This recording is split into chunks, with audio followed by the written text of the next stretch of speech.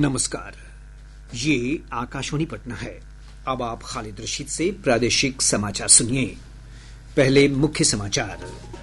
प्रधानमंत्री नरेंद्र मोदी की अध्यक्षता में नई दिल्ली में आयोजित नीति आयोग की शासी परिषद की बैठक में रिकॉर्ड संख्या में शामिल हुए बिहार समेत अन्य राज्यों के प्रतिनिधि।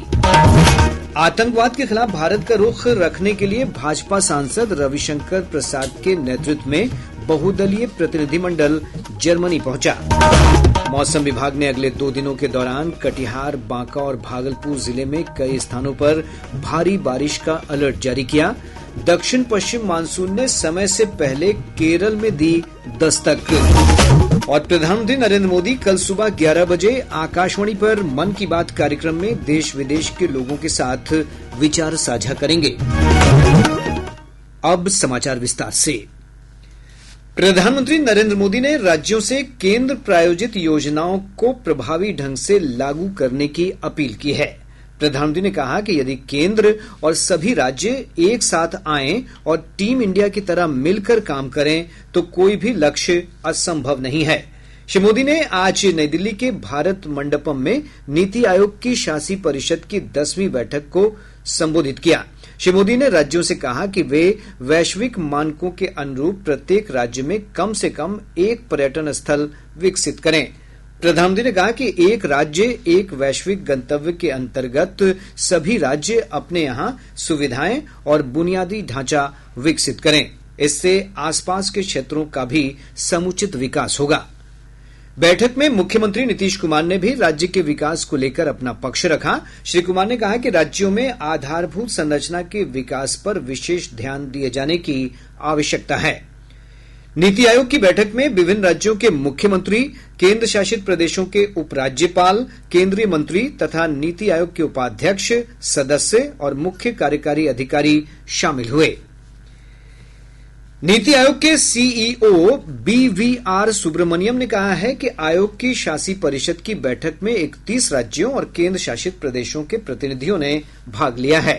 श्री सुब्रमण्यम ने कहा कि ये आयोग की किसी बैठक में शामिल होने वाले सदस्यों की अब तक की सबसे बड़ी संख्या है। आतंकवाद के खिलाफ भारत का रुख रखने के लिए जर्मनी पहुंचे भारतीय प्रतिनिधिमंडल का नेतृत्व कर रहे भाजपा सांसद रविशंकर प्रसाद ने कहा है कि आतंकवादी घटनाओं से पाकिस्तान का सीधा संबंध रहा है। उन्होंने कहा कि आज पूरे भारत को एक स्वर में बोलने की आवश्यकता है। 3-4 बड़े लोग थे ना, तो हम उसी एकता में विश्वास करते हैं। बाहर की बात को छोड़ दीजिए, पूरे भारत को एक स्वर में बोलने की आवश्यकता। भाजपा के वरिष्ठ सांसद संजय जायसवाल ने कहा है कि अंतर्राष्ट्रीय राजनीति में कूटनीति की बहुत बड़ी भूमिका होती है। प्रधानमंत्री नरेंद्र मोदी ने देश के चुने हुए प्रतिनिधियों का शिष्टमंडल साझेदार देशों में भेजकर आतंक के सरपरस्त पाकिस्तान को बेनकाब करने की सफल नीति बनाई है।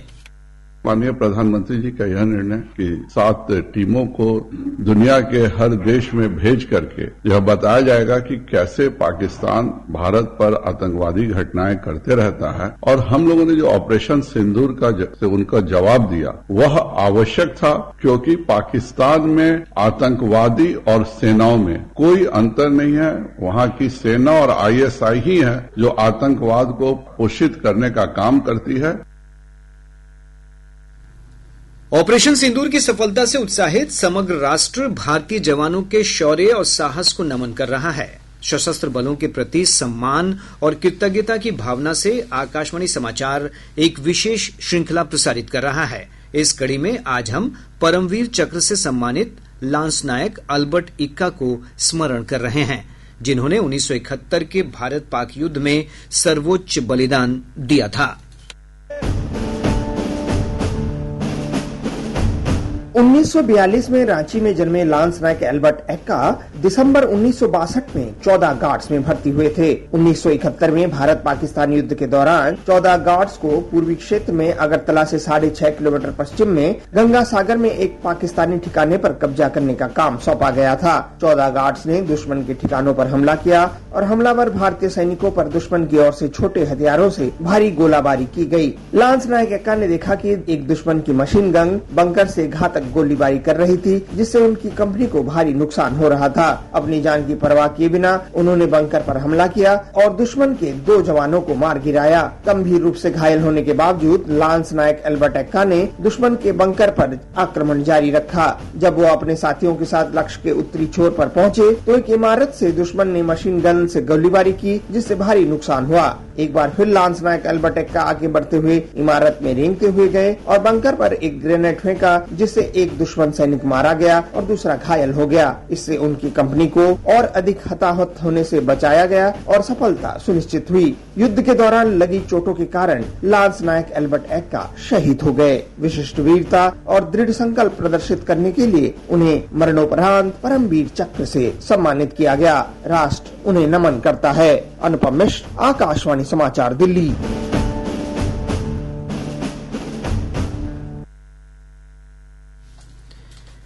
प्रधानमंत्री नरेंद्र मोदी कल सुबह 11 बजे आकाशवाणी पर मन की बात कार्यक्रम में देश विदेश के लोगों के साथ विचार साझा करेंगे। यह इस कार्यक्रम की 122वीं कड़ी होगी। ऑपरेशन सिंदूर के बाद ये पहला मन की बात कार्यक्रम होगा। ये कार्यक्रम आकाशवाणी और दूरदर्शन के पूरे नेटवर्क पर प्रसारित किया जाएगा। इसके अलावा मन की बात का प्रसारण आकाशवाणी की वेबसाइट तथा news on AIR mobile app पर भी उपलब्ध होगा। कार्यक्रम को प्रसार भारती के वेब्स ओटीटी प्लेटफॉर्म पर भी सुना जा सकता है। मन की बात कार्यक्रम का आकाशवाणी, दूरदर्शन समाचार, प्रधानमंत्री कार्यालय और सूचना तथा प्रसारण मंत्रालय के यूट्यूब चैनलों पर भी सीधा प्रसारण होगा। इसके तुरंत बाद मैथिली भाषा में इसका प्रसारण आकाशवाणी के दरभंगा केंद्र से किया जाएगा। इसी प्रसारण को दोबारा रात्रि 8 बजे से भी सुना जा सकता है। प्रादेशिक समाचार आप आकाशवाणी पटना से सुन रहे हैं। ताजा समाचारों के लिए आप हमारे एक्स हैंडल AIRnews_पटना पर जा सकते हैं। केंद्रीय गृह राज्य मंत्री नित्यानंद राय ने दावा किया है कि आगामी बिहार विधानसभा चुनाव में एनडीए की प्रचंड जीत होगी। श्री राय ने पत्रकारों से बातचीत करते हुए कहा कि इंडी गठबंधन के दलों को राज्य के विकास से कोई मतलब नहीं है। श्री राय ने कहा कि चुनाव में जनता इन्हें इनकी असली जगह पहुंचा देगी। एनडीए 2025 के चुनाव में भारी बहुमत से बिहार में सरकार बनाएगी। बिहार की जनता अच्छी तरह से जानती है कि परिवारवाद की पार्टी आरजेडी और उसको साथ देने वाली कांग्रेस और वामपंथ तीनों बिहार के विकास से कभी मतलब नहीं रखी। प्रदेश के अधिकांश भागों में आंधी बारिश की स्थिति बनी हुई है। विभिन्न जिलों में प्री मानसून वर्षा से मौसम सुहाना हो गया है। मौसम विभाग ने अगले 2 दिनों के दौरान उत्तर पश्चिम, दक्षिण पश्चिम और दक्षिण पूर्व भागों में कई स्थानों पर तेज हवा के साथ बारिश की संभावना जताई है। इस दौरान कटिहार, बांका और भागलपुर जिले में कई स्थानों पर भारी बारिश का अलर्ट जारी किया गया है। अगले 5 दिनों के दौरान अधिकतम एवं न्यूनतम तापमान में कोई विशेष परिवर्तन की संभावना नहीं है। दिनांक 25 मई 2025 को राज्य के पूर्व एवं उत्तर मध्य भागों के कुछ स्थानों पर मेघ गर्जन, वज्रपात और तेज हवा 50 से 60 किलोमीटर प्रति घंटा चलने की संभावना है। राज्य के दक्षिण मध्य एवं दक्षिण पश्चिम भागों के 1 या 2 स्थानों पर मेघ गर्जन, वज्रपात और तेज हवा 30 से 40 किलोमीटर प्रति घंटा चलने की संभावना है। राज्य के कटिहार, बांका एवं भागलपुर जिले के 1 या 2 स्थानों पर भारी वर्षा होने की संभावना है। इधर दक्षिण पश्चिम मानसून पिछले 16 वर्ष में पहली बार आज केरल में अपने निर्धारित तिथि से 8 दिन पहले पहुंच गया। केरल में मानसून सामान्य रूप से 1 जून तक पहुंचता है। मौसम विभाग ने कहा है कि इससे पहले केरल में साल 2009 में मानसून समय से पहले आया था। निगरानी विभाग की टीम ने सासाराम अंचल कार्यालय में कार्यरत data entry operator Akash Kumar Das को 1,10,000 रुपए रिश्वत लेते रंगे हाथ गिरफ्तार कर लिया। प्रतापगढ़ के एक युवक पंकज कुमार की शिकायत पर यह कार्रवाई की गई है। पंकज ने आरोप लगाया है कि डीसीएलआर के आदेश के बावजूद अंचलाधिकारी राकेश ओंकार दाखिल खारिज के लिए 1,10,000 रुपए रिश्वत की मांग कर रहा था। निगरानी की डीएसपी अमरेंद्र प्रसाद विद्यार्थी ने बताया कि अंचलाधिकारी की संलिप्तता की जांच भी की जा रही है।